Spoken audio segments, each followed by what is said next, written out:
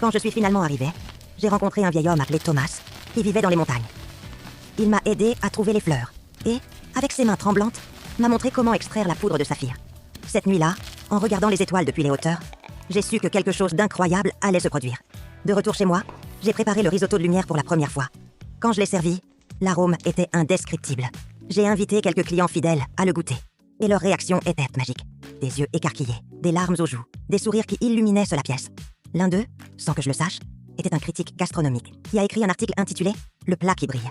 Le lendemain matin, ma vie a changé. Il y avait une file de personnes devant mon restaurant, toutes impatientes de goûter le plat. En moins d'un mois, je suis passé du bord de la faillite à un restaurant qui ne pouvait plus répondre à la demande. Tout le monde voulait le risotto de lumière.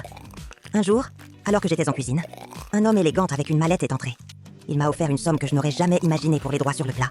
J'ai accepté, mais avec une condition. Une partie des bénéfices serait consacrée à aider d'autres familles, comme la mienne. Des familles qui avaient juste besoin d'une chance pour changer leur vie. Aujourd'hui, je n'ai pas seulement sauvé ma maison et mon restaurant, mais j'ai aussi créé une fondation pour soutenir les petits entrepreneurs.